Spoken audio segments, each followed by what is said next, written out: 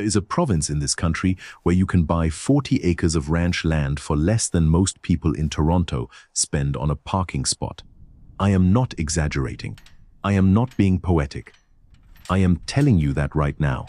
In the province of Alberta, there are ghost towns so completely emptied out, so thoroughly erased from the modern economy, that the ranches surrounding them sell for $8,000, $12,000.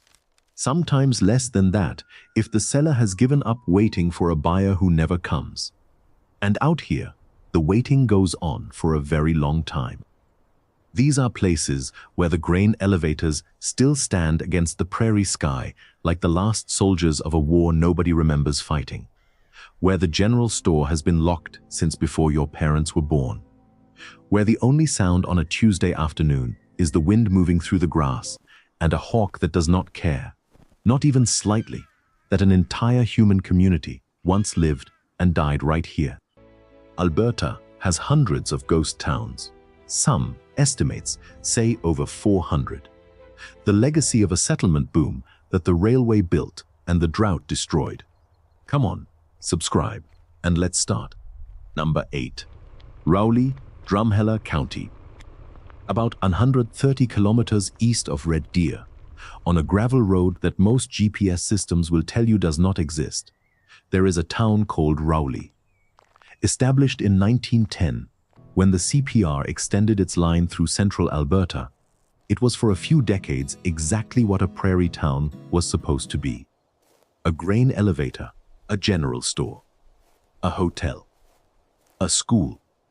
Farmers who believed the land would keep its promises if they worked it hard enough. The land did not keep its promises. The drought of the 1930s hit the Alberta prairies with the same cruelty it showed the American Dust Bowl. Rowley's population peaked around 150 and collapsed. By the 1980s, fewer than a dozen people remained. Instead of crumbling, the town was preserved as a heritage site. The hotel still has its sign. The general store still has its shelves. Film crews have used it as a location. Tourists drive 2 hours from Calgary just to photograph it. Ranch land in Drumheller County sells for $800 to $1,500 per acre. Parcels of 40 to 80 acres list for $40,000 to $80,000. The nearest hospital is in Drumheller, 60 kilometers away. The nearest city is Red Deer. 2 hours on a good day, considerably longer when the gravel roads turn to mud in spring. But Rowley is just the beginning. Number 7 goes somewhere the Canadian government itself declared a failed experiment. Number 7. Banff Special Areas Number 2. There is a part of Alberta called the Special Areas. It is not a marketing name. In the 1930s, after a decade of dust and failed harvests and cattle dying in fields that could no longer feed them, the provincial government did something governments almost never do. It bought the land back directly from the broken colonists who had been sold the dream of prairie farming. Paid pennies on the dollar, restructured the entire region under a special administrative board that still exists today. When a government creates a permanent zone because an entire region has failed as a human settlement, that tells you something about the land. It tells you it is cheap for a reason. Banff was a farming community that existed in this zone and then stopped existing. The post office closed in 1939. What remains are foundations and the particular silence that only a place which used to be loud can produce.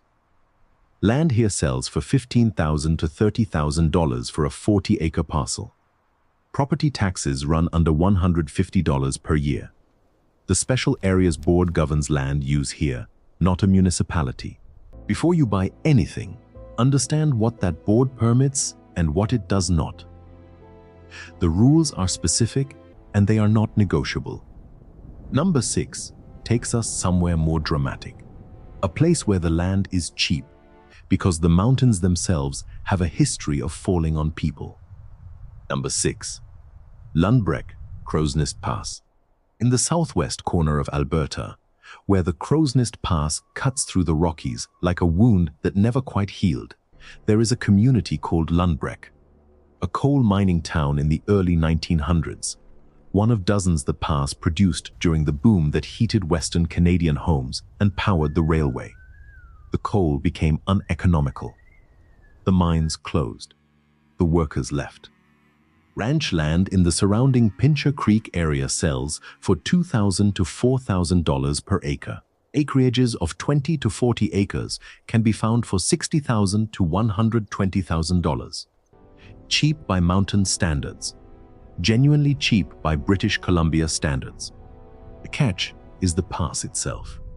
On April 29, 1903, 82 million tons of limestone broke off the face of Turtle Mountain and buried the eastern edge of the town of Frank in 90 seconds. Between 70 and 90 people died. The rubble field is still there, visible from the highway. Still enormous. A reminder that in the Crowsnest Pass, the mountains are not scenery. They are a participant. Beautiful country. Complicated history. Make of that what you will. Number 5. Wayne, Drumheller County. Back in the Badlands, and I want to tell you about a place so strange that 3 separate Hollywood productions have used it as a film location, and it still has a population of 27 people. 27. The village of Wayne sits in a coulee south of Drumheller, and to reach it you must cross 11 suspension bridges in the span of 2 kilometers. 11 bridges for 27 people. That is more bridges per capita than anywhere else in Canada. Wayne was a coal mining town. At its peak in the 1920s, over 2,500 people lived here. The mines closed. The people left. The Rose Deer Hotel has been continuously operating since 1913 and still serves cold beer to the handful of residents and the considerably larger number of tourists who drive out specifically to drink in a place this empty. Land in the Wayne area sells for $800 to $1,500 per acre. 40-acre parcels list for $40,000 to $70,000. The Badlands terrain complicates traditional ranching, but the visual drama is unmatched. Subscribe and stay with me, because number 4 is where we find the cheapest land on this entire list. And number 1 is a ghost town you have never heard of, with a story that will stay with you. Number 4. Empress, Special Areas Number 1. In the far east of Alberta, where the Red Deer River meets the South Saskatchewan and the landscape opens into something so vast it feels less like a province and more like a philosophical position, there is a village called Empress. Population around 130. Named in 1914 after a CPR steamship, located at the confluence of 2 rivers that once made it seem like a logical place for a town and have since proven largely indifferent to that logic. Empress had a bank, a newspaper, a curling rink, and a school that educated 4 generations of farming families. The school closed in 2009. Recent enough that people in Empress today remember taking their children there on the last day it was open. Land around Empress sells for $400 to $700 per acre, the cheapest agricultural land in Alberta with road access. 40-acre parcels list for $18,000 to $30,000. Actual houses in the village sell for $15,000 to $45,000. Actual houses with foundations and walls and doors that lock. The nearest hospital is 60 kilometers away. The winters are long, and the wind comes off the river valley with a persistence that feels personal. But that is the price the land extracts from you in return. Number 3. Irvine, Cypress County. On the Trans-Canada Highway between Medicine Hat and the Saskatchewan border, there is a village called Irvine. Population around 300. Established in 1883, one of the earliest settlements in what would become Alberta. The Northwest Mounted Police passed through here on their march west. Cattle drives moved through before the railway made them unnecessary. It did not become what it might have been. Medicine Hat grew into a city, and Irvine did not. The 20th century was not kind to small towns along the Trans-Canada that could not find a reason to exist beyond the highway itself. Houses in Irvine sell for $40,000 to $80,000. Actual houses with walls and roofs and addresses. Ranch land lists for $500 to $900 per acre. A 160-acre quarter section can be found for $70,000 to $120,000. Medicine Hat is 45 minutes away. A hospital, a Costco, and an airport within reach. By the standards of this list, that is remarkable convenience at a price that reflects none of it. Number 2. Neutral Hills, Paintearth County. In east-central Alberta, in a county named after a coal seam that once seemed like the future and turned out to be a parenthesis, there is a landscape called the Neutral Hills. The name comes from the Cree, who used this elevated plateau as a meeting place between nations, neutral ground where the normal rules of conflict were suspended. That particular kind of peace still lives here, if you know how to be quiet enough to feel it. The towns here, Custer, Halkirk, Coronation, are hollowed out.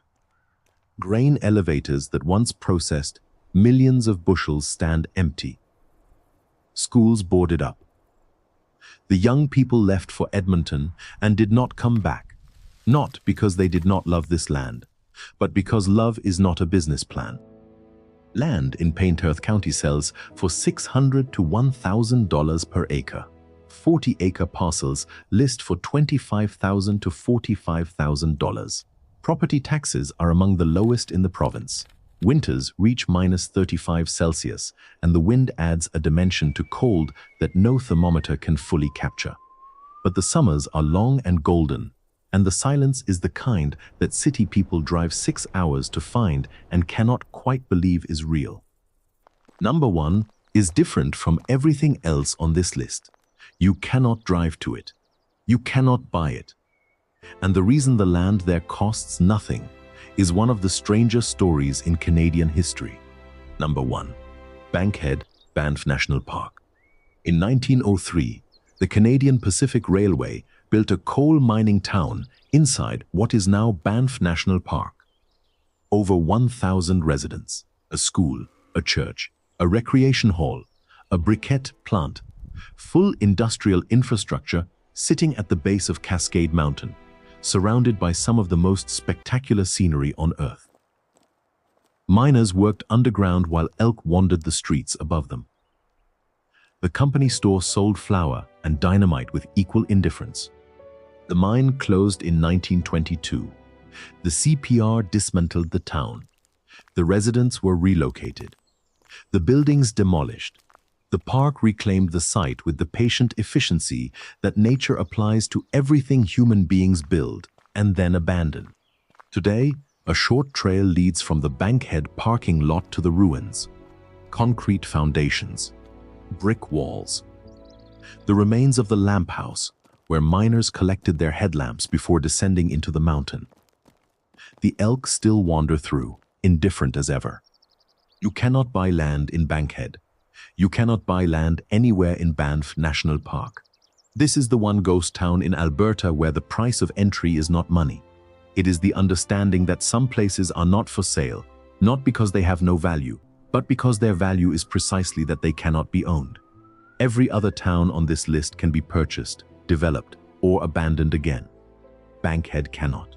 It belongs to everyone, which in practical terms means it belongs to no one, which may be the most honest form of ownership there is. And that is the truth about Alberta ghost towns and their impossibly cheap ranches. The prices are real. The land is real. The silence is real. But so are the distances, the winters, the isolation, and the slow mathematics of a rural economy that has been contracting for 70 years and has not finished yet. You can buy 40 acres of ranch land in Alberta for less than most people in Vancouver spend on a car. You can own a piece of the prairie for the price of a modest kitchen renovation. You can stand on your property and see nothing in any direction except grass and sky and the distant line of the horizon, and you can tell yourself that this is freedom. And maybe it is.